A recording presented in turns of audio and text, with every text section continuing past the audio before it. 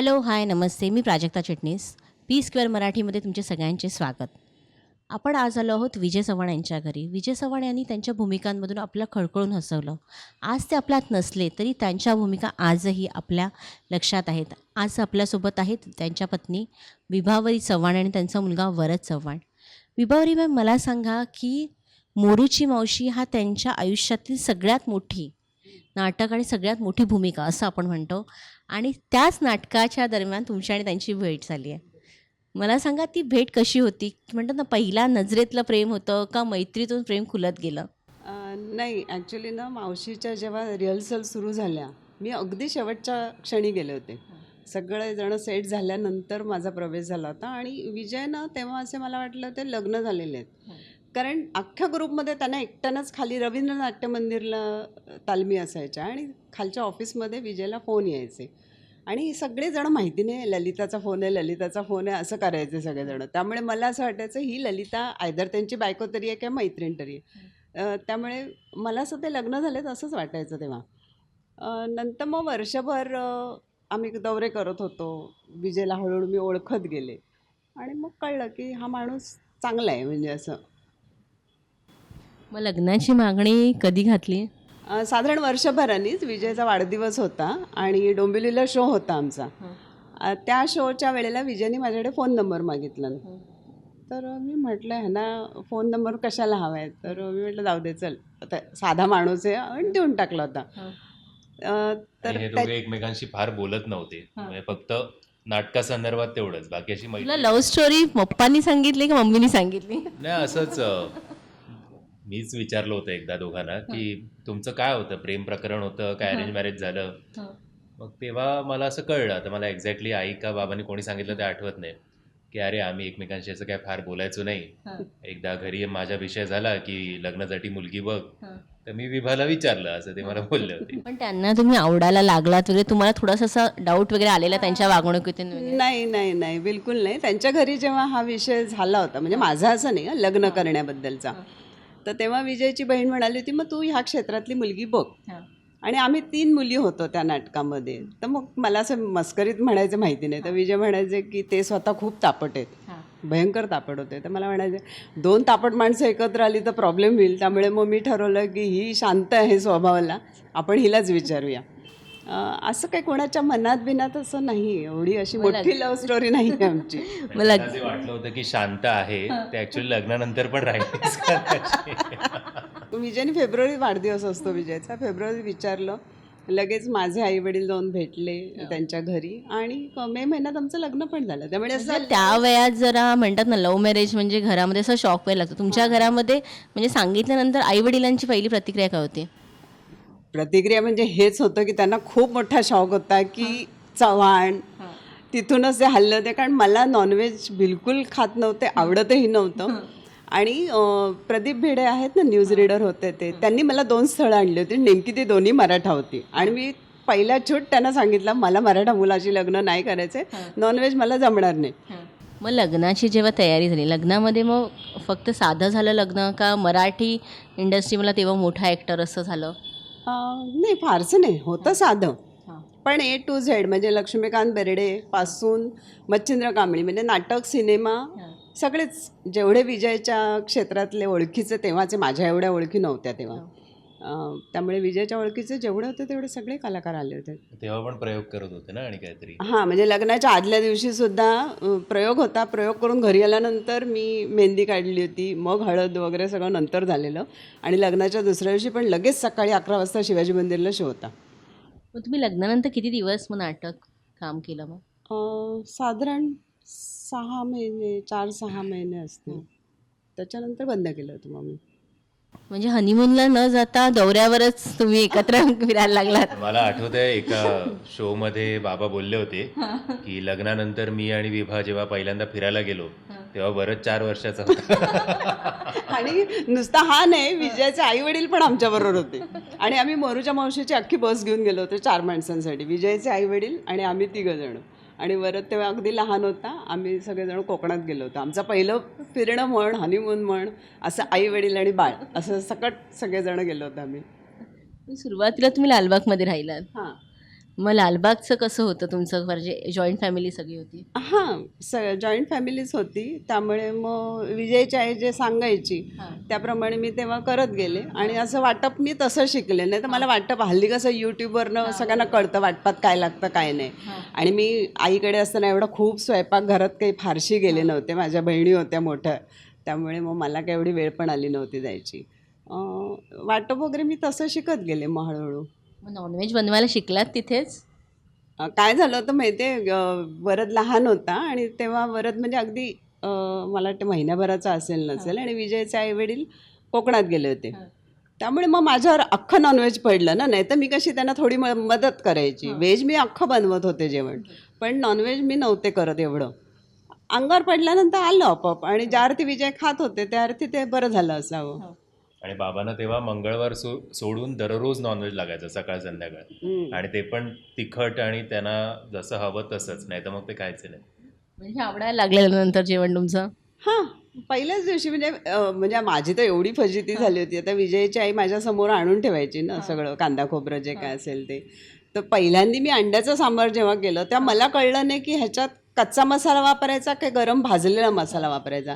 मी सरळ आपलं ओलं खोबरं, लाल मिरची, कांदा वगैरे असं जे माशांचं सार करतो कालवण, तसं मी केलं ना आणि त्याच्यात अंडी सोडली. बरं सांग, तुझा जन्म झाला तर लालबागमध्ये तुम्ही तेव्हा राहत होता का मुलुंडमध्ये? लालबाग. सुरुवातीला लालबाग ना, आणि नंतर महाकाली रोडला आम्ही शिफ्ट झालो. तेव्हा आय थिंक 2 वर्षाचा असेल ना मी. महाकाली रोडला शिफ्ट झाल्यानंतर 2 वर्षाचा, मग 96ला तिकडनं शिफ्ट झालो. मग आता इकडे जे सेटल झालो आहे ते अजून आहोत. मला सांग, तू पहिल्यांदा सुरुवातीला बाबांबरोबर नाटकाच्या दौऱ्यावर कधी जायचास किंवा चित्रपटाच्या चित्रीकरणाला कधी जायचं, आठवते तुला?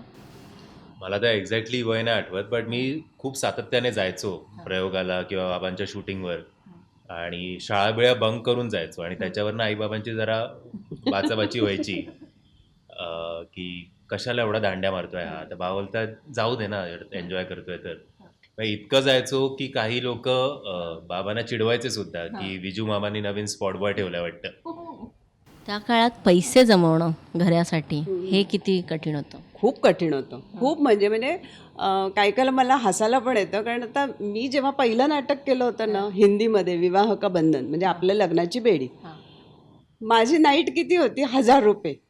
हां, आणि त्याच्यानंतर कट्टू, नंतर मोरू, मग नंतर मी केलं बाळ कोल्हटकरांचा देव दिनाकरी धावला, त्याच्यात माझी नाईट होती 350 रुपये. आणि नंतर मोरूच्या मावशीत आल्यानंतर विजय चव्हाणची नाईट ऐकली तर मी उडाले, कारण विजयचं फक्त 100 रुपये नाईट होती. म्हणजे विजयही 100 रुपये आणि मीही 100 रुपये, का तर मी ही 2 नाटकं केली आहेत म्हणून. नाही तर बाकीच्या मुलींना 35 रुपये नाईट, म्हणजे तेव्हा ती 35 रुपयेच नाईट असायची. आता 100 रुपये नाईट, त्याच्यात ना विजयकडे तिकीटं मागणारे खूप असायचे. आता सुधीर भट तरी किती पास देणार ना, त्यामुळे विजय सुधीरला थोडेसे पास मागायचा आणि बाकीचे उरलेले स्वतःच्या खिशातनं घालून लोकांना तिकीटं काढून द्यायचे. त्यामुळे घरी खूप कमी पैसे येत होते विजयचे. त्याला फक्त मासे खायचे एवढंच होतं. मासे नंतर मला एक माहिती आहे की स्वतः ते जाऊन मच्छी मार्केटमध्ये जायचे, मासे घेऊन यायचे, ते मला तुमच्याकडून ऐकायचं आहे. विजयने ना म्हणजे असं हिरो म्हणून असं जास्त कधी नखरे गेले नाहीत. ते सरळ जायचे कोळणी, आणि पहिले सुरुवात झाली दीनानाथला, आणि दीनानाथला माणकू मावशी म्हणून एक होती तिथे, आणि ती प्रत्येक शोला येऊन बसायची विजयच्या दीनानाथच्या. त्यामुळे तशी सुरुवात झाली की दीनानाथला शो असला आम्ही अंधेरीला राहायचो, मग पार्ला अंधेरी असं जवळ अंतर होतं, मग विजय खाली जायचे मार्केटमध्ये, तिच्याकडे ती जे देईल ते घेऊन यायचे सरळ. नंतर मग अंधेरीला असताना पण तिच्याकडनंच, मग मुलुंडला आल्यानंतर मग इकडे मीनाताई म्हणून एक आहेत त्यांच्याकडनं जायचं, उभं राहायचं, मासे घेऊन यायचं. नुसतं मासे आणायचे नाही तर विजय अनेक वेळेला की आता विभाची घाई होईल तर मासे पण नीट करून द्यायचे. विजयला मटार खायला खूप आवडतात, त्यामुळे मी आपला सीझन असतो ना थंडीचा, जेव्हा मटार यायला लागतात तेव्हा असे 5-5 किलो मटार आणायचे आणि विजय मस्तपैकी रिकामे असले की सोलून द्यायचे मला मटार. मग त्याला जेवण बनवता यायचं? असं खूप नाही, पण माझं आता डोळ्यांचं ऑपरेशन झालं होतं तेव्हा मी अशी लांब बसायची ओट्यापासनं आणि विजयला सांगायचे, मग तेवढं करायचे, ते तसं करायचे, पण असं जेवण असं अख्खं नाही तेवढं ते आय नव्हतं. थिंक बेसिक करायचे, म्हणजे नारळ हे करणं, किसणं आणि बाकीच्या ज्या काही गोष्टी. म्हणजे ते घरी असताना केवळ विजय चव्हाण असायचे, स्टार विजय चव्हाण, ते दरवाजाच्या बाहेर सोडून द्यायचे. दरवाजाच्या बाहेर पण ते वागायचे नाही स्टार म्हणून, असे नॉर्मलच वागायचे ते. मला सांगा की त्यांची अजून एक मला एक सवय माहिती आहे की मैत्री खातर कमी पैशात काम केलं किंवा पैसे घेतलेच नाही, मग त्या सगळ्यामध्ये तुम्ही कधी समजवायचं की बाबा जरा घराचा विचार कर? मैत्री खातर म्हणजे अक्षरशः म्हणजे आता समजा तू आहेस, तू एखादं प्रोडक्शन उभं करणार आहेस, तर ते असं लगेच प्राजक्ता तुझं आहे ना, चल केलं, फुकट काम केलं. म्हणजे विजयला भूषण वाटायचं का खरोखरच समोरच्या माणसासाठी आपण काय करावं असं वाटायचं माहिती नाही. पण मला असं वाटायचं, अरे तुम्ही एक एक महिना देताय तिथे, स्वतः उठून गाडीने पेट्रोल खर्च करून जाणार येणार, त्याचं काय. पण नाही, मी काय एवढं जास्त इंटरफिअर केलं नाही त्या गोष्टीत. पण विजयने असे असंख्य पिक्चर केलेले आहेत की ज्याचा एक दमडा पण विजयने घरी आणला नाही. आणि 2-3 वेळा मी बघितलंय की जे डिरेक्टर किंवा असे यायचे बाबांकडे, विजू मामा माझा पहिला सिनेमा आहे, पायावर मी उभा राहतोय, जरा प्लीज थोडं बजेट कमी करा. बोलायचं ठीक आहे बाबा, उभा राहा पायावर. आणि सिनेमा संपल्यानंतर आम्हाला कळायचं की तेव्हा गाडी घेऊन फिरतोय आता, पायावर उभं राहणं तर सोडा, ड्रायव्हिंग पण शिकायला लागला आता. मला सांगा, त्यांचा मुलगा आहेस, मग तुझ्याकडून पण तीच अपेक्षा असते का लोकांची? ऑब्व्हियसली आता मी थोडं जरी सांगितलं की बाबा हे एवढं कमी याच्यात नाही, थोडं तरी वाढवा. अरे माझे आणि विजू मामांचं नातं असं होतं, विजू मामांनी कमी याच्यात केलं आहे, त्यामुळे मग होतो जरा प्रॉब्लेम. पण आता कुठेतरी मी पण एक स्टँड घेतो की मग नको बाबा, की त्यापेक्षा न केलेलं बरं. घरी वेळ देईन, इराला सांभाळीन, हाऊस हजबंड म्हणून तेवढा वेळ तरी राहू. मला सांगा, तुम्ही सांगितलं की लग्न करायच्या आधी थोडीशी ते तापट होते, मग लग्न संसारात तुम्हाला ते जाणवलं का? काळानुसार माणूस थोडासा शांत होतो, तशी ते शांत झालेले नंतर? सुरुवातीला खूप जाणवलं, खूप म्हणजे असं भूम असे चिडायचे एकदम ते. मला वाटायचं बापरे किती चिडतो माणूस हा. आणि नंतर खूप म्हणजे खूप हळूहळू हळूहळू एकदम शांत झाले विजय. आत्ता शेवटी शेवटी तर खूपच शांत झाले होते बऱ्यापैकी. पण ॲक्च्युली मतलब ही बोलते की ते तापट होते, पण फ्रँकली मी या दोघांच्या भांडणाचा आवाज कधी ऐकलाच नाही आहे. असं कधी कधी व्हायचं की कळायचं की अरे दोघं बोलत नाहीत एकमेकांशी, पण नक्की काय झालंय म्हणजे मग या दोघांचं क्रेडिट द्यायला पाहिजे खरंच, की माझ्यापर्यंत ते भांडण कधीच पोचलं नाही. मला सांग, तुझ्यासाठी बाबा कसे होते? तुझ्यासाठी स्ट्रिक होते का जसं मस्ती करून वगैरे? हा, मस्ती करूनच. म्हणजे अलीकडे आपण काही काही किस्से ऐकले की फॅमिलीमध्ये किंवा बापलेकाचं असं काही फार चांगलं नातं नव्हतं, पण आमच्यात तसं अजिबात नव्हतं. म्हणजे मी असं आत्ता जे तुम्हाला एक्झाम्पल सांगितले बाबांचे पैशांवरनं आणि सगळ्या, तर मी बाबांना बिंदास बोलायचो, बाबा हे चुकतं आहे तुझं, बरोबर नाही वागतच तू. आणि मग त्याच्यावर त्यांचा असा इगो नसायचा की मी बाप आहे तुझा, तू मला असं कसं बोलतोस, किंवा तुझ्यापेक्षा 4 पावसाळे जास्त बघितले, किंवा केस पिकल्याचे टिपिकल डायलॉग्स असतात ते. पण ते पण ऐकायचे, म्हणजे शेवटी करायचे तेच जे त्यांना हवं ते. पण ॲटलिस्ट आमचं एक चांगलं डिस्कशन तरी व्हायचं. आणि स्ट्रिक्ट नव्हते, त्यातल्या त्यात स्ट्रिक्ट आई होती. असं शाळेच्या मीटिंग म्हण किंवा रिझल्टला बाबांना घेऊन जायचं का आईला?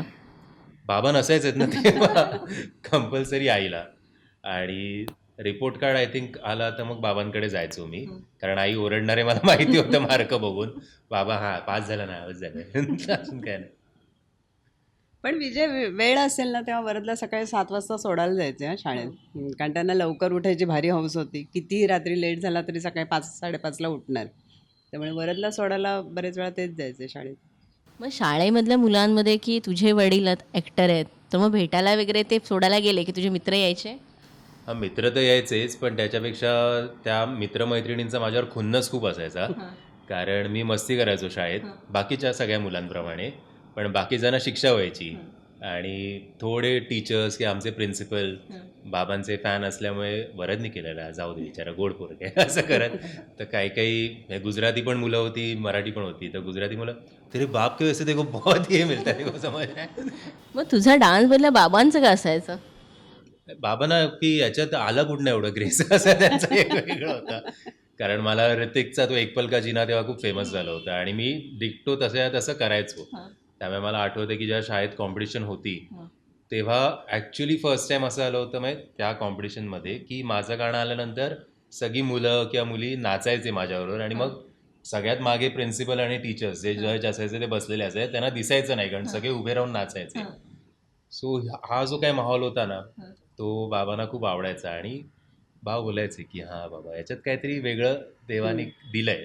मला सांग, बाबांचा जो हजरजबाबीपणा होता तो घरात पण दिसून यायचा का? की घरात काहीतरी चाललं आणि त्याच्यावरती विजय चव्हाण काहीतरी बोललं आणि तुमच्या घरात? ऑब्व्हियसली काय ना, त्यांचं टायमिंग खूप चांगले असायचे प्रत्येक गोष्टीत. आता एक्झॅक्टली मला असे किस्से नाही आठवणार, बट सिरियसनेस किंवा उगाचच I am the head of the family असा आवबिव काही नाही.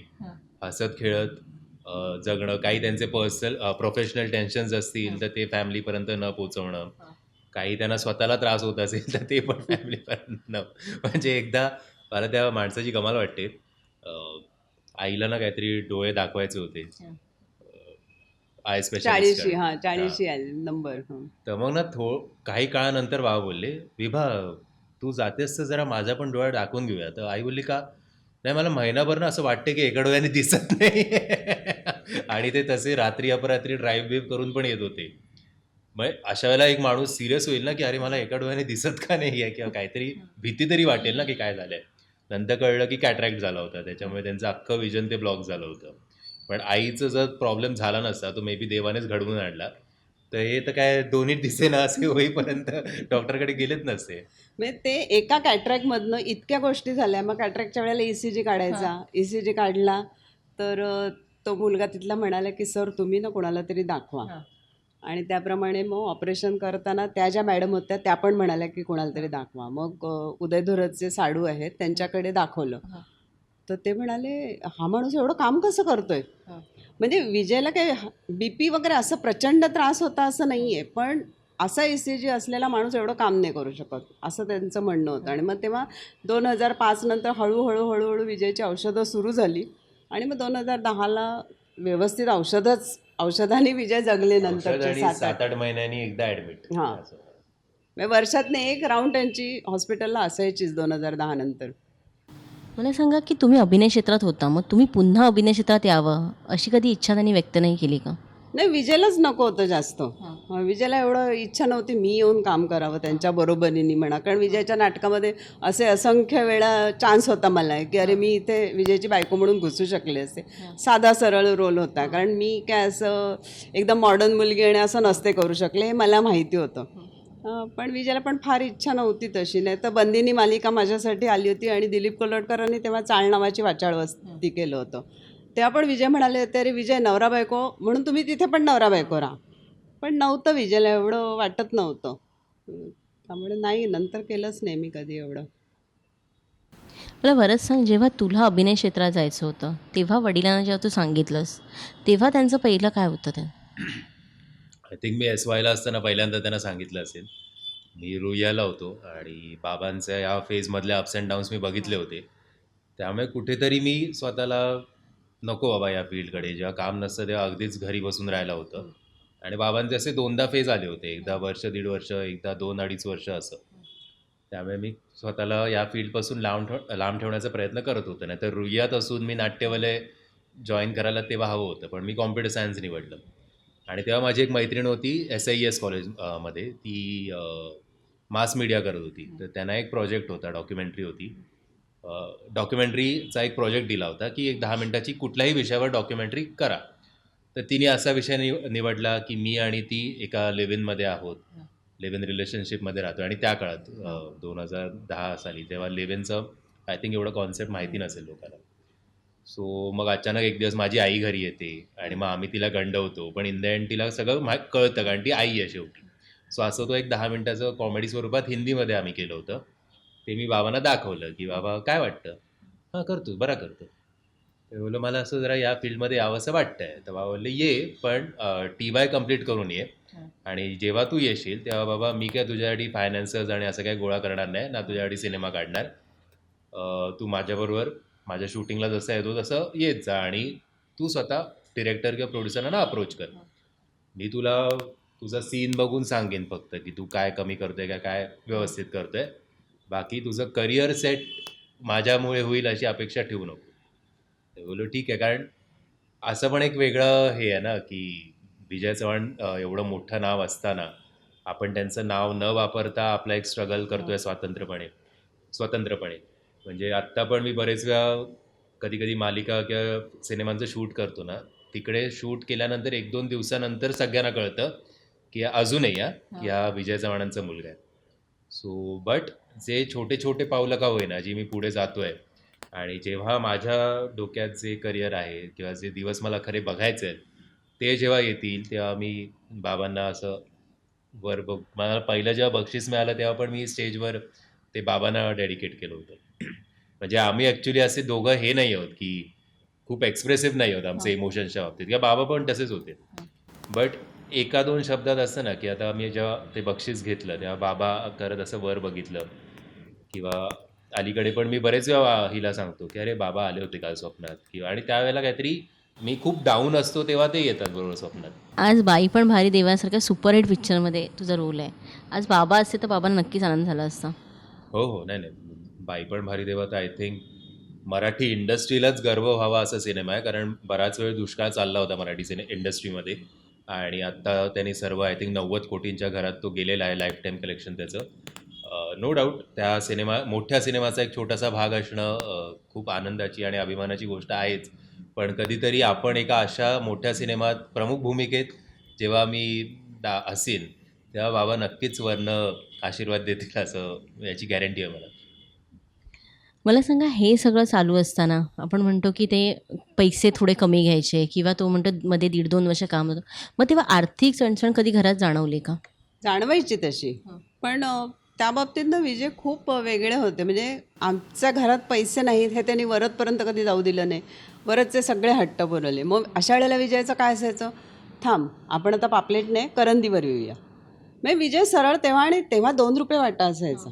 म्हणजे आत्तासारखे 20-20 रुपये पण नसायचे. विजय तेव्हा सरळ ॲक्च्युली मला कळायचं नाही ना. हां. आणि मग बाबांचं कसं व्हायचं की अशा फेजमध्ये जेव्हा एक कलाकार असतो की काम नाही आहे किंवा हातातोंडाशी आलेला घास निघून जातो, तेव्हा मग घराबाहेर पडणं बाबांना बेटर वाटायचं की संध्याकाळी खाली एक राऊंड मारून येऊया. तर बाबा मला घेऊन जायचे. आणि मग तेव्हा काय मला माहिती नव्हतं ना घरी एवढे प्रॉब्लेम्स आहेत, लहान होतो तेव्हा. तर मी बाबांना, बाबा हे खेळणं, बाबा ते खेळणं, बाबा, आणि बाबा सगळी खेळणी द्यायचे मला. आणि मग थोडं यांच्यात तेव्हा मला कळायचं की आई बोलायची कशाला एवढे त्याचे लाड पुरवताय.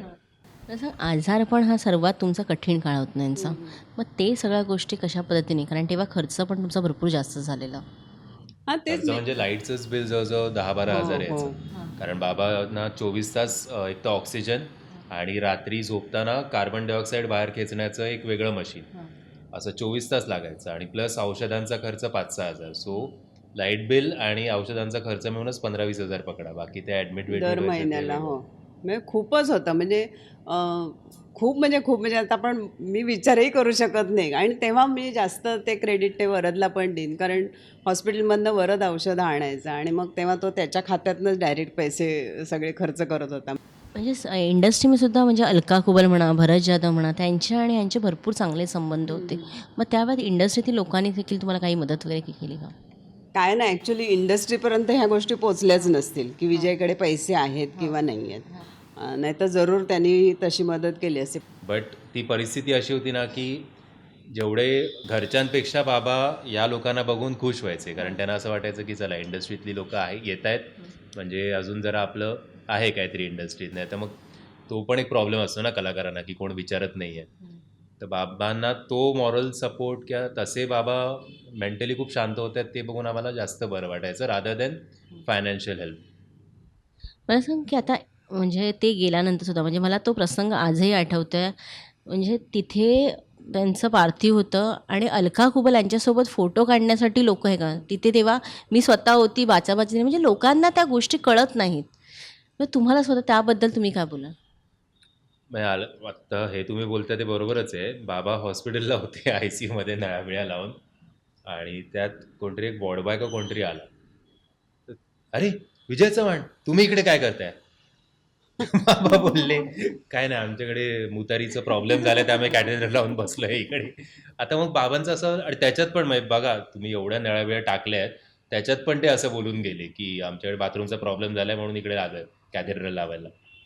पण कमाल वाटते. आता कसं असतं, त्याला पण एक वेगळं अट्रॅक्शन असतं कलाकारांबद्दल. आणि अलकाताई असतील, बाबा असतील, हे लोक लेजंड्समधले आहेत ना इंडस्ट्रीच्या. मला सांग, आज अनेक वर्षानंतर मग तुमचे कॉन्टॅक्ट्स तसेच आहेत का? म्हणजे तू तर इंडस्ट्रीचा भागच आहे, पण तुमचे जे म्हणजे विभावरी यांच्याबरोबर जे म्हणजे पहिल्या इंडस्ट्रीमध्ये लोकांचे कॉन्टॅक्ट होते तसे आहेत, येऊन भेटतात तुम्हाला? ॲक्च्युली भेटणं जरी झालं नाही ना, तरी आता व्हॉट्सॲपसारखं माध्यम आहे, त्यामुळे अलका मधनं काही करणार, किंवा केदारनी आता समजा कलर्स मराठीचे हेड झाले ते, तर मग असं त्या माध्यमातून मग देवाणघेवाण होते विचारांची. आणि इंडस्ट्री तुम्हाला असं माहिती आहे की जरा प्लॅस्टिक असतात गोष्टी, बट ठीक आहे, आता जे आहे ते फॅमिलीबरोबर टाईम स्पेंड करावा असंच वाटतं. मग तुझ्या लग्नाच्या काहीच दिवसानंतर त्यांचं निधन झालं. त्यांची शेवटची इच्छा नाही, नाही, साखरपुड्यानंतर निधन झालं. आमचा साखरपुडा होता एप्रिलला आणि लग्न होतं डिसेंबरला. आणि बाबा साखरपुड्याला होते. आणि मग तेव्हा प्रज्ञा कशी इकडे पवईला जॉबला होती आणि ती राहते घोडबंदरला, माहेर तिचं. तर मग ती कधी लवकर सुटली तर मग घरी यायची आणि मग बाबांना भेटून जायची. ते एक दिवस ती आली आणि बाबांना ती बोलली, मी पोळ्या करते तुमच्यासाठी आणि काहीतरी भाजी विजी करते. तिने केल्या आणि मग बाबांना असं वाटायला लागलं की हिचं लग्न झालंय आणि ही घरी आली आहे. आणि मग बाबा तिच्या हातचं जेवले आणि मग जेवल्या बाबा बोलले की चला आता तुझ्या हातचं जेवलो ना, आता मी जायला मोकळा. आणि मग आठवड्याभरात बाबा ॲक्च्युली गेले. तर जेव्हा सगळ्या गोष्टी नॉर्मल झाल्या तेव्हा मी प्रज्ञाला अजूनही आम्ही चिडवतो की तू इतकं वाईट जेवण बनवलंस की त्यांची जगण्याची इच्छाच हे झाली आहे. आणि मग डिसेंबरला आमचं लग्न झालं. पण आय थिंक बाबा कोणाला तरी बोलले पण होते की बहुतेक मला असं वाटत नाही मी वरदचं लग्न बघीन करत. म्हणजे ज्या लग्नासाठी ॲक्च्युली आमचं लग्न 2018 साली झालं, 2016 साली बाबा प्रचंड सिरियस होते, 40sमध्ये ॲडमिट होते आणि डॉक्टरांनी सांगितलं होतं की हा माणूस काय फार जगणार नाही. पण 31 दिवस ते असे औषधांना काही फार रिस्पॉन्स देत नव्हते. अचानक एक दिवस त्यांना जरा ते शुद्धीत आल्यानंतर त्यांनी आईला सांगितलं की मला वरदचं लग्न बघायचं आहे. आणि जो माणूस 30 दिवस काही रिस्पॉन्स देत नव्हता तो पुढच्या 8 दिवसात विल पॉवरमुळे बाहेर पडला हॉस्पिटलमधनं. आणि तो बाहेर पडला 8 फेब्रुवारीला. 8 फेब्रुवारीला माझा आणि बाबांचा दोघांचा एकाच दिवशी वाढदिवस असतो. सो त्यावेळेला बाबांनी मला असं बर्थडे गिफ्ट दिलं होतं. आणि मग 2 वर्ष जरा माझी लग्न जमण्यात गेली. तर जेव्हा बाबांना असं डोक्यात धरलं की आता सूनबाई घरी आली आहे, तेव्हा मग आय थिंक ते खुशी गेली. जो त्यांचा जीव अडकला होता त्याच्यातनं ते आय थिंक स्वतःला सोडवून घेतलं त्यांनी. नाही, आणि खरं ना ॲक्च्युली म्हणजे आजही आत्ता आपण बोलतोय ना, मला आत्ताही वाटत नाहीत की म्हणजे विजय नाही मी सांगते ना, मगापासून तुमच्या बोलण्यातून ना त्यांना हे आवडतं, आवडत होतं, हे एकदाही आलेलं नाहीये. होतच नाही. कारण आम्हाला असं वाटतं अरे विजय दौऱ्यावर आहेत, 15 दिवस येणार. आम्हाला दोघांनाही असं बिलकुल वाटत नाही की हा माणूस आपल्यात नाहीये. ते त्यांचा वावर घरात असल्यासारखाच वाटतं. आणि योगायोगाने काय आलं ना की इराचं, माझ्या मुलीचं खूप मॅनरिझम्स बाबांसारखे आहेत. म्हणजे आम्ही पहिल्यांदा इराला काय नेसवलं होतं, गोंधळ, हा ओढणी गुंडाळली होती. साडी अशी असते ना तशी ओढणी गुंडाळली. तर तिने आणि आम्ही कॅमेरा घेतला फोटो काढायला, तर तिने पहिलं असं केलं होतं. तेव्हा आम्ही ना सगळे असे हे झालं होतं की हे चुकून झालंय की तू पण बघितलंस का, मी पण बघितलं का हेच, की हिने हेच केलं का, तो माहिती नाही काय. आणि आता एक मस्ती बोलायला हरकत नाही, मी असं बाबांवर मस्ती करायचो. बाबा जे असे झोपायचे ना त्या त्यांच्या ट्रॅक पॅन्टची मी नाडी उघडायचो, सोडायचो नाही. आणि मग ते जेव्हा उठायचे ते ऑब्व्हियसली ट्रॅक पॅन्ट खाली येते ना, तर बाबा परत अरे यार काय नॉनसेन्स माणूस आहे, असं तो बाबांचा आतना आवाज यायचा. कोइन्सिडेंटली वर्षभर इराला झालं असेल, मी आतमध्ये झोपलो होतो, असं 3-1 वेळा तिने सेम पद्धत माझ्यावर केली. मी जे या शॉर्ट्स घालून झोपलेलो असं, आता 1 वर्ष 1.25 वर्ष मुलीला एवढं काय डोकं चालणार ना. चालत यायची, नाडी सोडायची आणि बाहेर जायची. तेव्हा पण मी आईला बोललो, आईला बाबा आता असा पण बदला घेतला. म्हणजे ते दामोदर पंतमध्ये होतं ना, येत आहेत, एंट्री घेतात आणि परत वर जातात, तसं काहीतरी होतंय बहुतेक बाबांचं आणि इराचं. त्यामुळे आठवण तर नाही, त्यांचा प्रेझेन्स आम्हाला सततच जाणवतो. आणि मी मगाशी म्हटल्याप्रमाणे की ज्या दिवशी मी डाऊन असतो त्या 4-5 दिवसांमध्ये ते स्वप्नात येतातच. असं काही फार मला आठवत पण नाही ते स्वप्न, पण एवढंच आठवतं की बाबा आले होते. म्हणजे मला असं वाटतं की हां, यांचं अजूनही माझ्यावर लक्ष आहे. आणि जेव्हा मी डाऊन असतो तेव्हा जसं एक आईची गरज असते तशी एका बापाची पण गरज असते. सो ते अजूनही मला दाखवत आहेत की मी आहे तुझ्या पाठीशी अजून.